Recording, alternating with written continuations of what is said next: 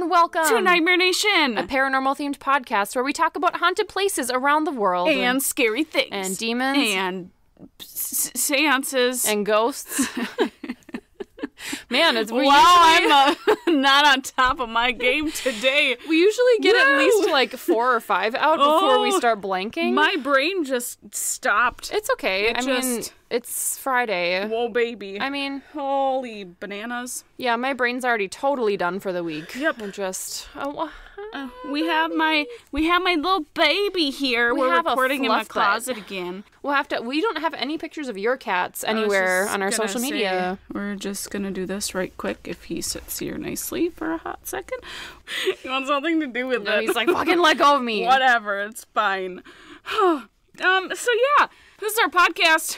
We just talk about scary things. Yeah, we do. If it's scary, haunted, if there's a demon possession that has taken place, if a cult has been there, or, really anything terrifying, scary, horrible.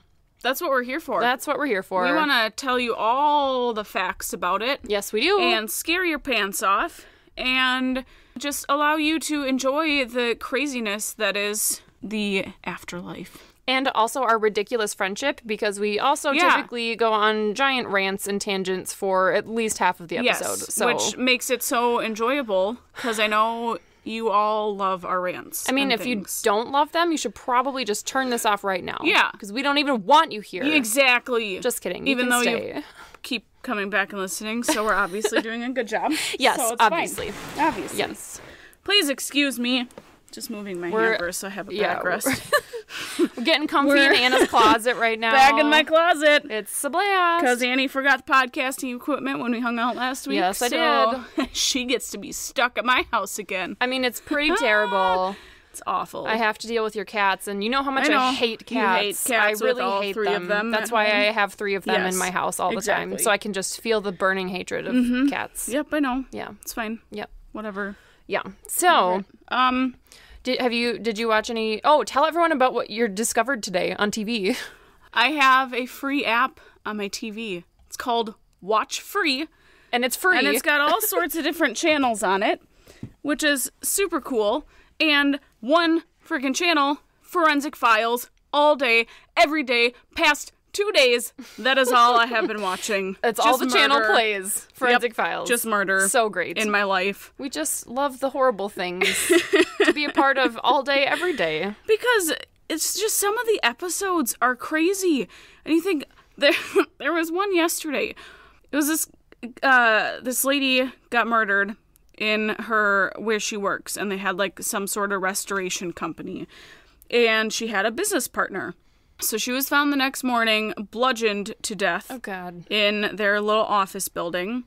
And someone was driving over a bridge and saw a black bag over the ice, and this was during the winter. Mm-hmm. Cops were like, oh, that's weird. So they dug it out. It's a body. They took it out, and it was like a coat with gloves and a hammer. All had blood on it. Oh, God. And it was all the stuff that was used in the murder for this lady. And so it happens that her business partner ended up killing her, stuffed everything into this bag, and was going to throw it over the bridge in hopes that it would land in the water and sink. But for some reason, it's frozen, and the only frozen part of the river at that time, he got it on the ice block. And it was in the middle of the river, so he couldn't go back out and grab it. And it was literally the only part of the river that was frozen? Yeah. That's bad luck. And that's the only evidence that essentially got the murderer. That is so fucking funny. And I'm really glad he got caught, but can you imagine tossing that and being like, shit. Yeah. Shit. You're just fucked, because they're obviously gonna find it. It's not gonna melt in time. And yeah. Just some of these people are just idiots. I feel like you kind of need to go for, if you're going to be stupid about disposing the evidence, you need to go for strangulation or something that doesn't require a weapon or blood or anything else, something that will be relatively clean and doesn't require a lot of disposal if you're not going to frickin' do it properly. Exactly. Not that I'm recommending murdering people by strangulation. Please don't do that, and do not frickin' quote me as your justification for doing it. Yeah, don't do that. There was one which I found forensic science, I think, is just the coolest thing in the world. It is cool. So this guy decided to murder his wife because he found someone better who lived down in Nicaragua, and they were having wedding plans and this and that. Okay. So therefore your wife deserves to die. Yes. You can't just divorce her. Exactly. Okay. So he smashed up a bunch of sleeping pills into her drink, gave it to her that night, and was hoping that the sleeping pills would kill her and she'd overdose. Mm-hmm. But he set an alarm at 3 a.m. to wake up and, like, essentially, I think, dispose of the body or, like, call the police and be like, oh my God, my wife is dead. But then she wasn't dead. She didn't overdose, and he didn't like that. So he took a plastic bag and shoved it over her face and suffocated her to death. So then in the morning, he staged it as she was doing laundry. She had taken sleeping pills and then passed out. And somehow the laundry bag got stuck on her face, and so that's how she suffocated. That seems highly improbable. Yep. And so the only evidence that they got to prove that she didn't kill herself was that they took the plastic bag and put it in, like, this chamber, and they used some sort of gas that sticks to any face oils or, like, skin oils. And then you can see you can find, like, fingerprints, facial impressions, and that sort of thing. So when they did that, they found one spot that was in an oval that looked like a face. So they recreated the test, and this volunteered to, like, have different pressures on their face and tested to see, like, what the oil marks were going to be. So they tested it 6 different times with 6 different pressures, and she decided she didn't want to do it anymore by the 6th one because the pressure was just too great on her face, and so she was getting sounds uncomfortable. stressful. Yeah. And then came to be that the same impression that they tested on the 6th try was the same thing that they found on the bag that was laying right next to her. So they were able to prove that he killed her because the plastic bag. The amount of pressure that was formed by that imprint was far stronger than anything if she had just, like, fallen asleep on it. Okay. Yep. That is super fascinating. I didn't even know they could do that kind of, like, forensic testing. It's so cool. That's really freaking cool.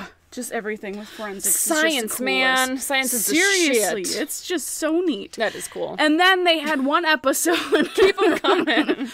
And it was the episode for the Netflix series I told you, the staircase one. Yeah. With the guy who was put on trial for shoving his wife down the stairs. Innocent. Yeah. But then after watching that, I'm like, oh, did Forensic some Files of the have a stuff different they take? didn't put in the show on Netflix. See, like, the oldest son was at the house, and he had moved out of the house and typically isn't there, but he was there at 2:30 and didn't like his stepmom because she was taking time away from his dad. So it could have been the son. See, and he acted weird when they were questioning him. Yeah, or he knew about it and was lying. Right. See, like, as cool as documentaries are, you can never be certain that they're telling every detail of the story and don't have some sort of agenda in mind. Like, not that documentaries are trying to be impartial on purpose, but, like, how do you know? Like, exactly. If, and maybe what they think is irrelevant is actually highly relevant to the story, and suspicious. It was quite interesting, fascinating. So you've been on a binge. I've been on a binge of murder. Cool. It's really fun. We've just been binging Channel Zero and other horror movies. I'm gonna put in another freaking recommendation for that show because it's real good.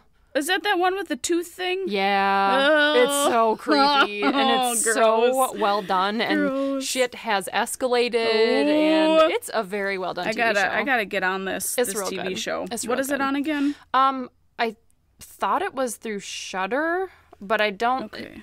I think it sounds through, right. I feel like you get it through Shudder, and we got our Shudder subscription through Amazon Prime. But cool. I mistakenly said it was a Shudder original, and it's not. Oh. I can't remember who produced it, but it's really good. Oh, because I think we might have Shudder now. There was something that got uploaded onto our TV. Oh, sweet. I mean, you have to pay. It's like $6 a month, but I think you can do like a free 30-day trial, I think. Oh, cool. So do it and binge it. It's only 6 episodes in season 1. So... Anna, can you tell us where we're going tonight for our haunted location? Oh, I would love to tell you. Tell me right now. You know, we're here to actually tell you about haunted places, not just go on rants about shit. And TV shows and movies mostly? Yes.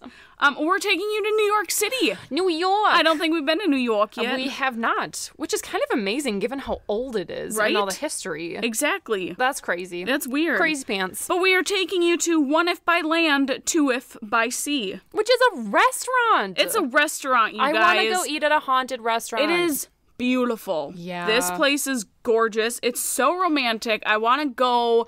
I'm going to have to attempt to coerce Ben into going to New York City. For like anniversary or something. Yeah. Because I love New York City. And then you can also go to the Wine and Food Festival, which is every fall in New York City. That sounds perfect. Food Network goes there and does a big thing. Great. I want to go. Anders said he looked into tickets one time because he was going to surprise me, and he's like, they're really expensive. And I was like, God damn it, I want to go to the Wine and Food Festival so bad. It depends on what events you sign up for. They have like different packages, but it's like a lot. Oh. Like at least, I want to say it's like $600 or $700 per person. And I'm not including airfare. No. I will take my wine from Target for $10. Yes, please. I mean, it's like a whole weekend thing, but still. Fuck. But still. No. Yeah. That's expensive. But yeah, who doesn't want to eat at a haunted restaurant? Yeah. And to your point, so romantic. Seriously. I think they said they got like more proposals there than any other restaurant in New York City. Oh, really? Yeah. Like they said like on average once per night someone gets proposed to there. Holy shit. Yeah. Well. Or maybe I made that up. I'm pretty sure they said once per night there's a proposal. That's crazy. So I mean, it's beautiful. It's so why real not? classy, guys. It's gorgeous. So if you haven't noticed by now, this place is a fine dining restaurant. What? I thought they served cheeseburgers and fries. No, they don't. They're super fancy. Oh. And it is located at 17 Barrow Street in the West Village of the New York City, Manhattan borough. Sweet. I don't know what any of that means. Well, like Manhattan, Queens, the Bronx, like all the different cities, like sub-cities of New York. Is? I think so. Oh. They're like the big neighborhood chunks. Big neighborhood chunks. All right. It's pretty clear that I'm very knowledgeable about New York City. Yes. Those neighborhood chunks. So the restaurant operates inside of a historic carriage house that was built in 1767. That's so old. I know. It's so old. And it was purchased by Aaron Burr in 1794. And I was like, oh man, who's Aaron Burr? Who is this guy? And I looked him up. I was like, oh. You clearly haven't seen Hamilton. No, I haven't. Because if you have seen Hamilton, you fucking know who Aaron Burr is. And that's what I was wondering. I was like, I wonder if Hamilton is based off of what happened between these two guys. Yes, ma'am. So... If you guys are not fluent in your history... Fluent. I don't speak history. Aaron Burr was an American politician and lawyer, and he was one of the founding fathers. Sure was. Who would have fucking thunk it? I did not make that connection when I was doing my research. So he served as the third vice president of the U.S. during Thomas Jefferson's first term. During his time as the Attorney General of the state of New York, he housed his coach and horses in the carriage house. During his political career, Aaron made an enemy, particularly one by the name of, can you guess? Alexander Hamilton. You're waiting in the wings for you. You've never seen that Nope, musical? I've never seen it. It's so good. I have not. Hamilton was quoted in an Albany newspaper saying, quote, a dangerous man who ought not to be trusted with the reins of the government, end quote. About Aaron. About Aaron, yes. Aaron was furious with the comments that came right after he lost the election for governor of New York. So Aaron believed that because of Hamilton's insults and comments, some of the comments that were said and rumors that went around were questioning his closeness with his daughter, and people thought that he had a relationship with his daughter after his wife died. Like relations. That kind of relationship. Yes. Not like a normal father-daughter relationship. Like a incest grossness. Not Theodosia, I'm assuming. It's Theodosia. There's a really great song in the musical called Dear Theodosia. But anyway. So because of these comments, it led him to lose the election and ended his political career. So on July 11th, 1804, Aaron met Hamilton in a duel. A duel. In Weehawken. Yeah. Weehawken, New Jersey. That was really bad. You're fine. I think it's because duels were legal in New Jersey and they weren't in New York. That's so weird. They imply that in the musical. That's so strange. Yeah. Like I hate you. I want a duel. I want to shoot you in the face. Oh, God. What a terrible custom. I'm glad that went away. Yeah. Yeah. So, unfortunately, because of this duel, it ended Hamilton's life and led to the downfall of Aaron's powerful political career and where he lost the carriage house. Oh no, they took his house away? They took it. Oh no. And thus started everything else that this place has been. So, there was a tunnel that is said to be under the house that leads in a straight line from Hudson Street, which used to be the shore of the river. So it goes from Hudson Street to the carriage house. And so the tunnel is said to, no one really knows for sure what it was used for when the house was first built. Human trafficking. Probably. Probably not. Seems like what all the tunnels are used that, for. Or trying to get in illegal substances and things because it was right by the shore. So like every other tunnel we've talked about. Makes sense. And it was built right before the revolution. So maybe it was a way to like smuggle stuff, contraband. Yeah. Yeah. Okay. Yep. But the tunnel is barrel vaulted, which is extrusion of a single curve along a given distance. So it looks essentially just like a corridor. Okay. It's like you got straight sides and then goes up in a curve on the ceiling. Vaulted. Yeah. Got it. It looks really cool. Got it. It's beautiful. Beautiful. Let's go live in a tunnel. Yes. That sounds perfect. A historic tunnel. We can go live in the one in Portland. Yes. And Except for that one would be so scary. Yeah. It's perfect. This one's probably what a we nice live for, tunnel. Okay? I don't want a haunted tunnel. I want a nice tunnel. So the tunnel has a similar look of the 18th century military construction. It is entirely stone-lined, brick-roofed, and appears to be the same brick and stone as the carriage house and barn. It has a brick roof? It does. Oh, it's like a real fancy tunnel. It's super fancy. Okay. Yeah. I mean, they gotta keep it up. I mean, you see what I mean? I want the nice tunnel, not the creepy, dank, dripping, human trafficking tunnel of Portland. No, you get that one. No, I don't want that one. God God damn it, Anna, I don't want it. Always get what you want.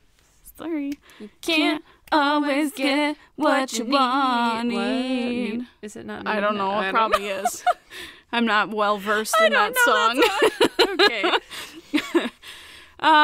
So the tunnel later on down the road was used by the Underground Railroad for fugitive slaves to get to the carriage house as one stop on the road to Canada and freedom. That's awesome. But no one knows who actually built the tunnel either. Oh, really? So yeah. Oh. It's just a mystery tunnel. Okay. It's just hanging out underneath the carriage house. I can dig it. Yeah. Okay. It'd be pretty sweet. So then a firehouse was built next door, and the carriage house was used as a stable and engine house, and the rooms were then used to house the firemen. And then in 1890, the city authorities sold the carriage house, and the new owner turned it into a brothel, and it was a brothel? discreet one. Oh, okay. It's like a classy brothel. Classy brothel. Oh, because okay. that area, after it was turned into a firehouse, I was reading, I think it was after that, was when that area started becoming beaten down and just a non-wealthy section rundown anymore. part of town. Yeah. Okay. So they didn't want to have the firehouse there anymore, so why not turn it into a brothel? Yeah, it's no rundown part of town is complete without a brothel. Exactly. It's perfect. Yeah. So in 1910, the building was used as a silent movie house. Cool. I love it. The first movie theaters. And then as the 20th century progressed, the carriage house became a bar, a restaurant, a bar again, and then another restaurant. Oh, it's going back and forth. Yeah, they can't decide what they actually want for this carriage house. How about a bar and restaurant? Make it both. No. One or the other. Oh, bummer. That's all you get. That was my genius plan to stop the constant fighting and wars between restaurants and bars. Oh, but guess what it is now? A restaurant? No restaurant. Restaurants fucking Stayed win. a restaurant. I mean, everybody loves food. I so, do love food. You know. In 1970, it was purchased by the current owners today, and they spent several years restoring the house. And during their restoration, I found this super cool. They found all sorts of things in the walls, including coins, handmade horseshoes, and antique bottles dating back to the early 1800s. Oh my god, I want to find stuff in my walls. Yeah, that'd be so freaking cool. I never will because my house was built in like 2003. Yeah. But that's so fucking cool. I'd be like, I found a horseshoe in the wall. Sweet. How did it get there? Who puts a horseshoe in a wall? Shoving them down the vents. I guess so. That's amazing. Like perfectly preserved in time treasures like that. Oh my god. Yeah. Guys, if you've ever found something really interesting in your wall, please Let tell us know. us. Because that's so cool. That's so cool. Gosh, it'd be so neat. They also found an original hitching post that was uncovered, and it's still visible in the present bar area. Oh, neat. Right? That'd be so cool. So once the restoration was complete, the building was transformed into what is known today as 1 if by land, 2 if by sea. That's a really peculiar restaurant name. Do you know why they picked that? I have no clue. It's very long. It is, and it doesn't make any sense. Not really. And I don't know. You like sent me, you're like, hey, why don't we do 1 if by land? And I like didn't realize at first you were telling me the name of a location. I was just like, did Anna break? Because you're like, hey, why don't we do 1 if by land, 2 if by sea? And I was like, wait, what are you talking about? I'm like, oh, that's the name of the restaurant. Okay. It like took me a full like 3 minutes to figure out what you were talking about. Anna's going crazy. She's crazy. That's fine. So the decor features candlelit tables, 2 fireplaces, and a baby grand piano. I want to play it. So you can go play it. Oh, yes. It'd be perfect. I bet they let just anyone wander in and play it. Probably. Okay. You could get paid a lot for playing during dinner rush. Probs. Yeah. And Yep. you get all the tips. Mm-hmm. You want to go move to New York? Yeah, I'm going to strike it big as a restaurant, Perfect. bar, piano person. Pianist? Pianist. Pianist. Perfect. Everyone in freaking elementary school would tease me because they would be like, what are you going to be when you grow up? I'm like, I want to be a pianist. And they're like, you want to be a penis. I'm like, it's not a fucking penis, you dumbass kids. It's a pianist.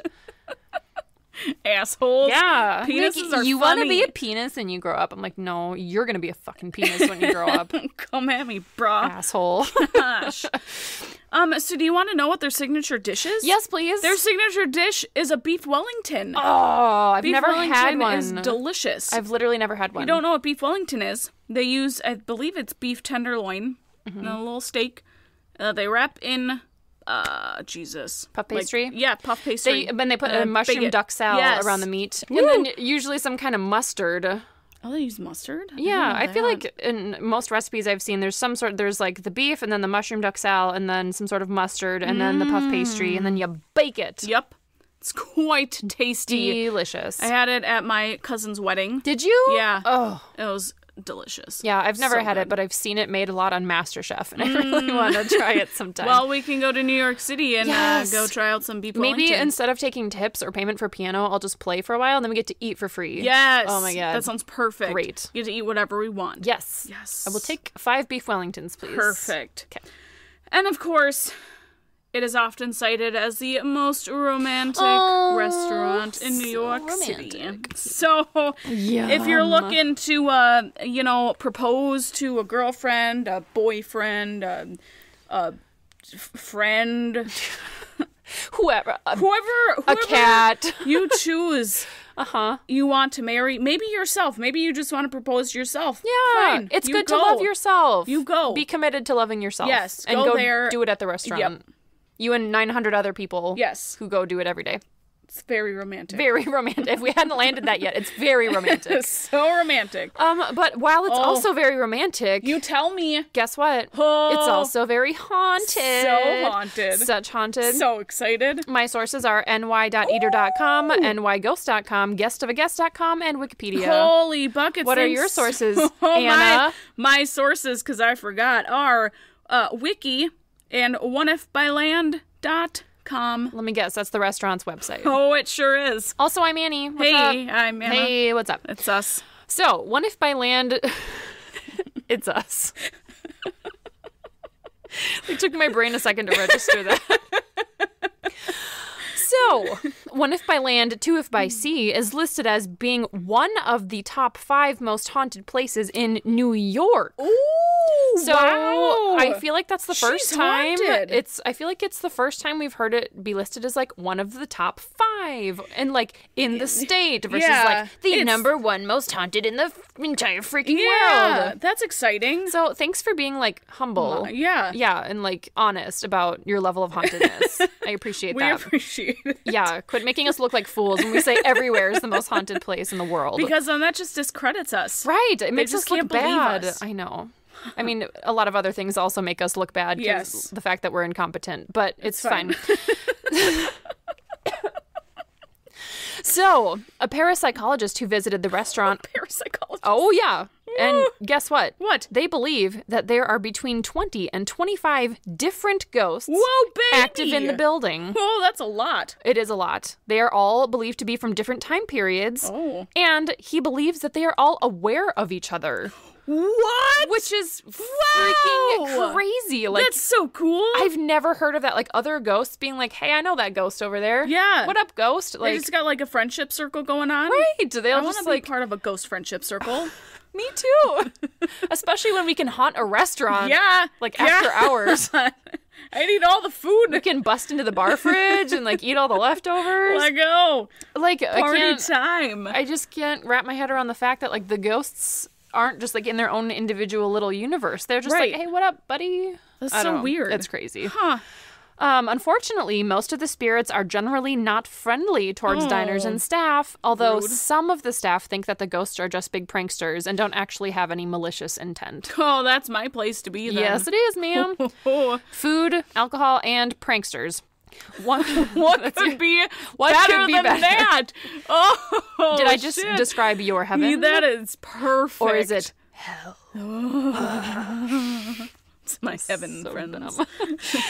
Okay. One host at the restaurant actually quit after, quote, being shoved up and down the stairs every night by invisible hands, which is a little aggressive. A little bit. And other staff have also quit because they were spooked by all of the after-hours things they had experienced. Roseanne Martino, who was general manager back in 2011, I don't know if she still is or where she is now, but the article is from 2011. She says that, yes, the restaurant is absolutely haunted. She said, quote, I've had experiences, inexplicable experiences. Ooh, we're using big words tonight. Oh, yeah. I've been here for 8 years, and I have seen a lot. Did she specify? She goes on to specify. Are you just going to be just I was general pausing shit? for dramatic effect. Okay. Common reports of paranormal activity include picture frames tilting and rotating by themselves. Perfect. Machinery activating when no one else is around. Strange drafts. What kind of machinery? Probably like stuff in the kitchen, restaurant stuff, ovens, blenders. Maybe. Just picturing being alone in the restaurant and just this like going in the background, like super freaking loud. Yeah, I don't know, just machinery. Just machines. I feel like machinery is a weird word choice. Wouldn't you use like appliances? Yes, because machinery, I think of like drills and like presses. Yeah, and I'm picturing like pulleys and like small like engines going on. Yeah, right. Like a conveyor belt, just like that's how you get your food. Yeah, served you on a conveyor belt. Oh, that's classy. Super romantic. Yeah, that's the most romantic thing I can think of when I'm eating dinner. Exactly. So yeah, I don't know. Generic machinery, I'm not really sure. Strange drafts and gusts of wind, particularly in the bar area, as well as the earrings of women sitting at the bar going missing and disappearing without any explanation. From their ears? Yes, ma'am. Just one earring will just suddenly be gone. They'll look and be like, "What the hell? My earring's gone." Wouldn't you feel that? I don't know. Maybe the ghosts are extra stealthy. Oh, I want to be a stealthy ghost. Yeah, because how else do you sneak up and prank people if you're not stealthy? Gosh. Some patrons have even reported ghosts trying to pull their chairs out from under them while sitting at their table. You fucking assholes. I love that so much. I know you do. Shit. Okay. People have also reported flying plates, flickering lights, paintings and pictures going missing, and staff members occasionally being pushed by unseen forces, which I've already alluded to. So Roseanne, the general manager, explained that some of the waiters have actually attempted to serve dinner to entities who have been sensed sitting at tables. They're like, really? They're like, I kind of feel like something's here. Should we try to make it happy and serve it dinner? Like, I don't know.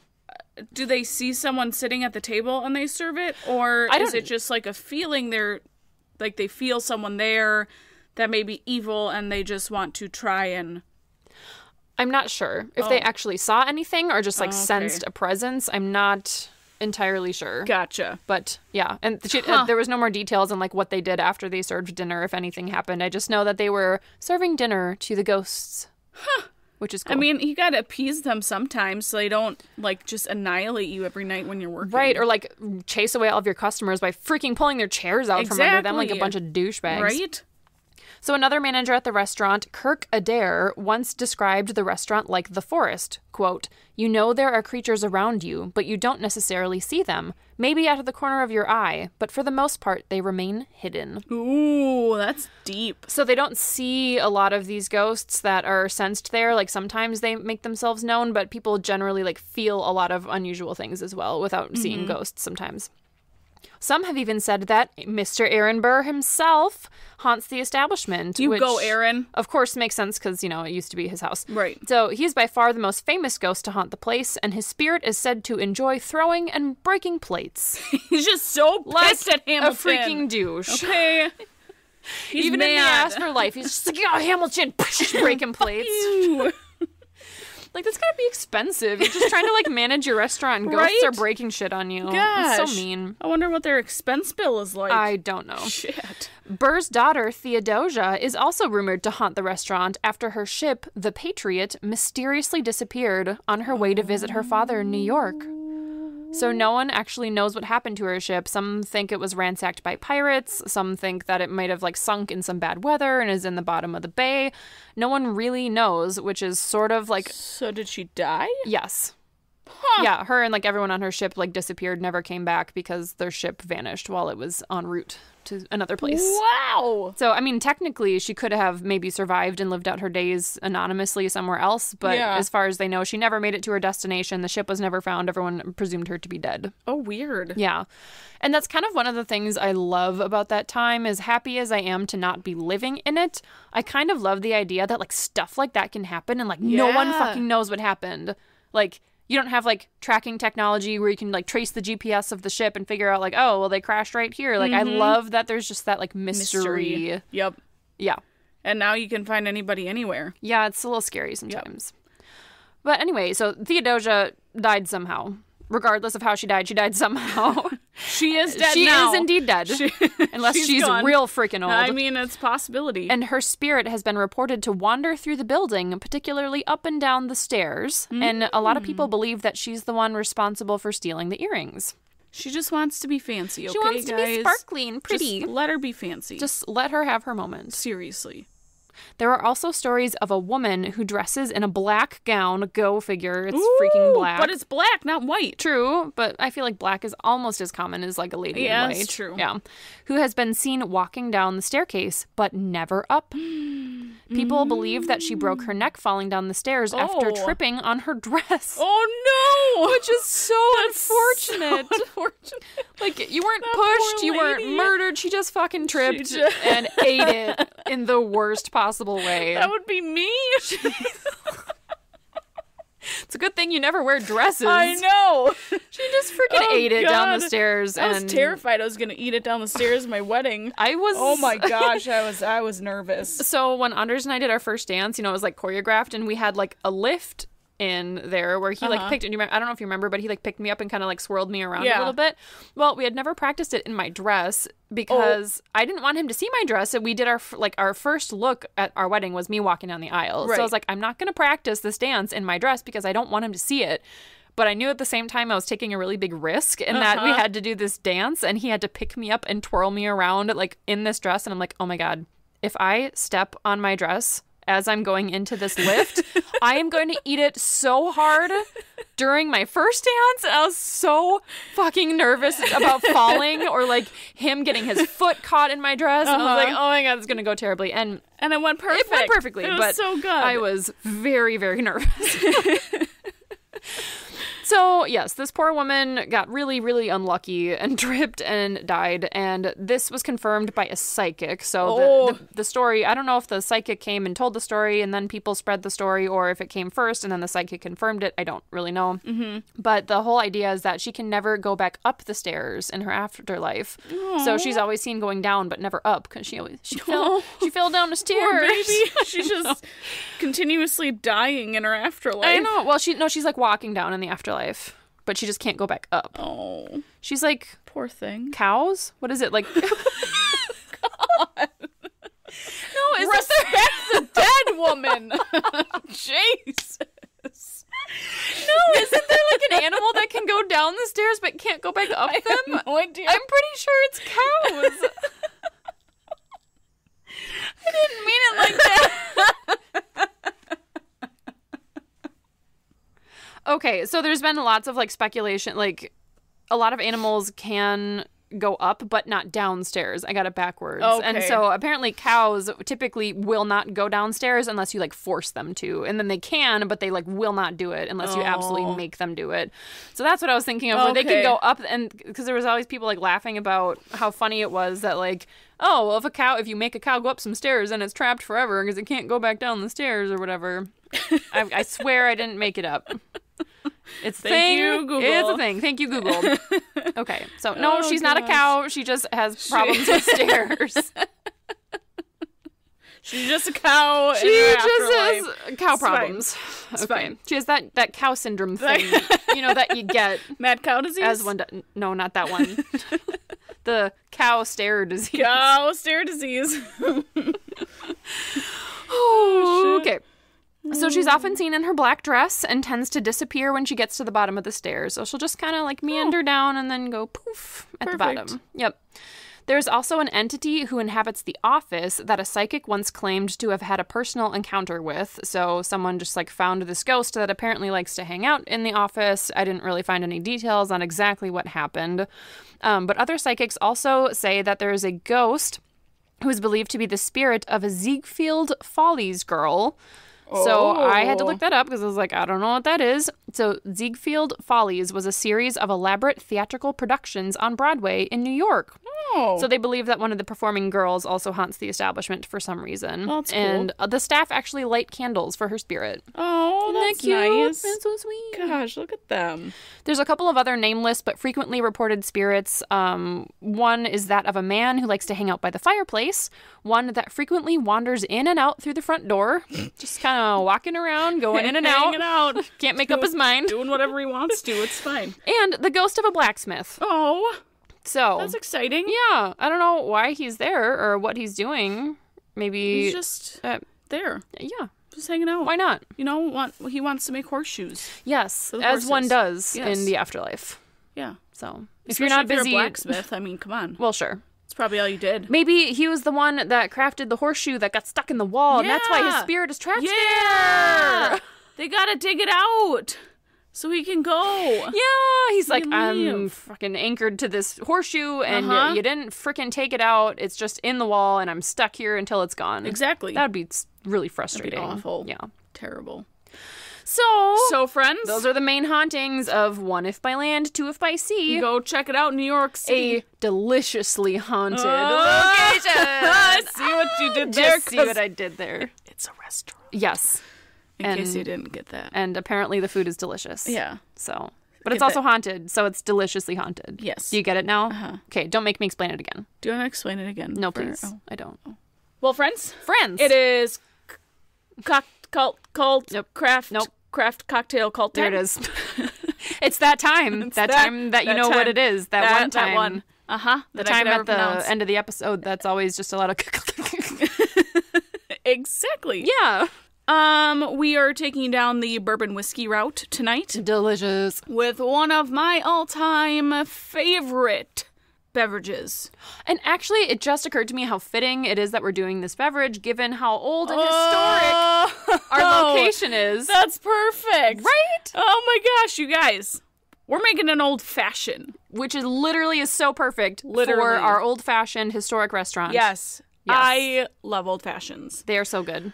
We have J. Carver Distillery in Waconia, one of my favorite distillers. I love that place. In the area. Their spirits are absolutely phenomenal. So good. If you're a Minnesota native or live anywhere in the Twin Cities, you need to go there ASAP. They do cocktail classes. Yeah, they do. So Ben and I went to our very first cocktail class a couple years ago, and they made an old-fashioned. And I'd never heard of an old-fashioned. I had no idea what it was.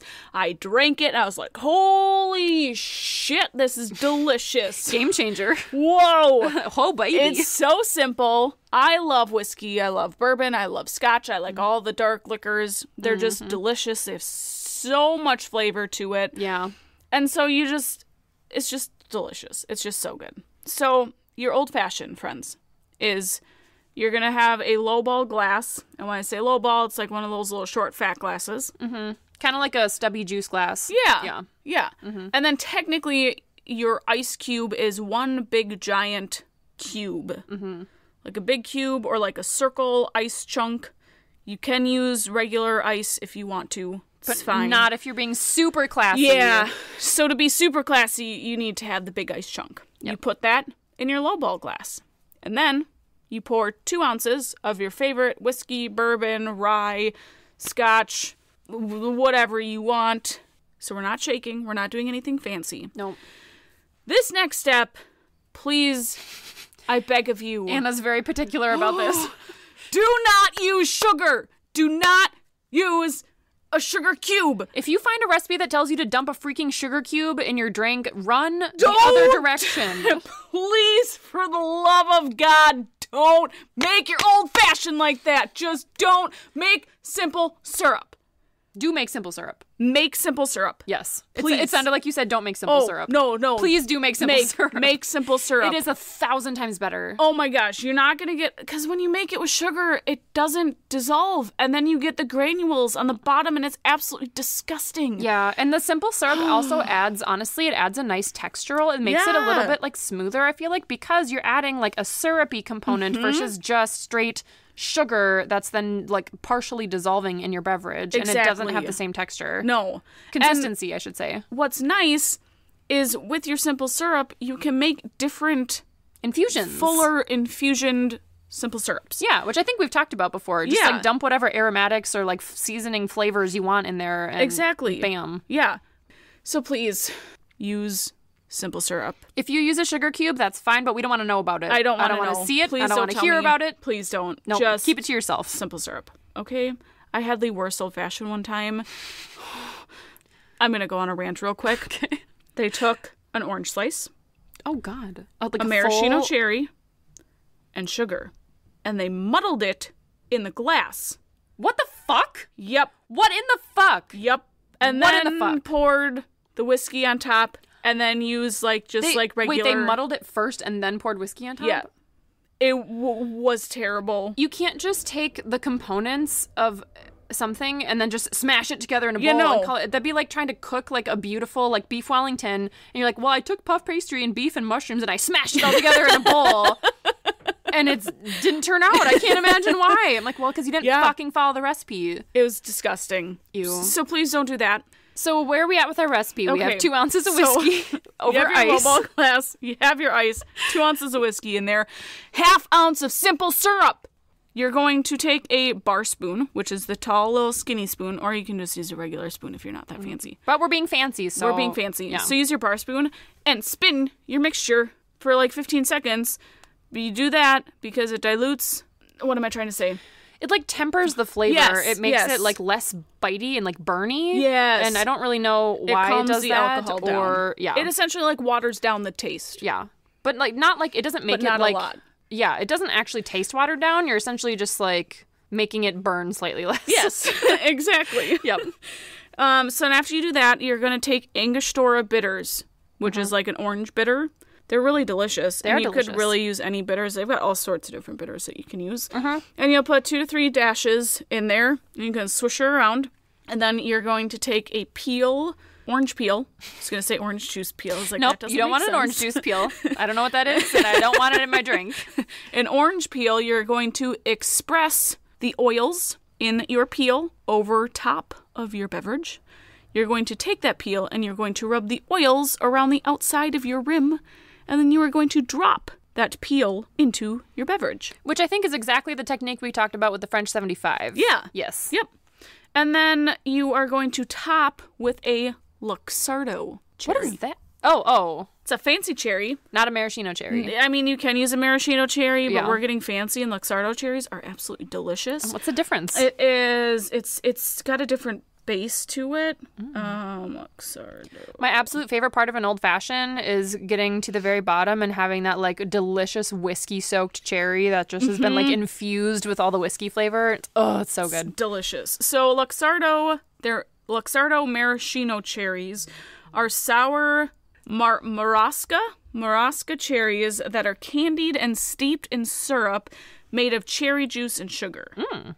They're really good. So they're like a specific type of maraschino cherry. Yeah. Essentially. Yeah. Sweet. And they're delicious. And Yum. you plop her in, and then you enjoy your delicious old fashioned. We hope you enjoyed this very educational, informational, and lengthy cocktail recipe. Because you shall not mess around with the old fashioned. Thou shall not use sugar cubes. Please. Please don't. That gets me fired up. Friends, if you make this recipe, let us know. Let us know. Also, if you have ever experienced anything paranormal or scary or ghost related or have been to any of the places we've talked about on the podcast, that's extra fun. We want to know. We want to know. Okay. Send them in to nightmarenation@gmail.com if you've got any stories worth sharing. Nightmare Nation 19. Did I not say 19? Nope. nightmarenation19@gmail.com. Got it. Yep. Or check us out on the social media. We have Facebook, Nightmare_Nation19. We have Instagram, Nightmare.Nation19. And we are on the YouTube. So friends, come enjoy beverages and scary things with us. Yes, because that's what we love. And so we want to share our love with you. Yes, indeed.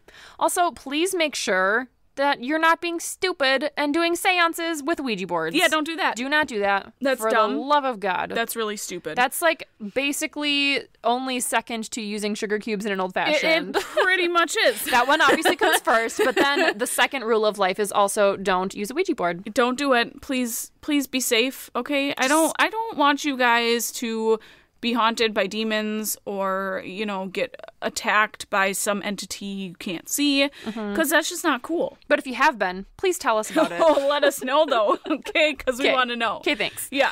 Until next time. Until next time, friends. Okay, bye. Bye.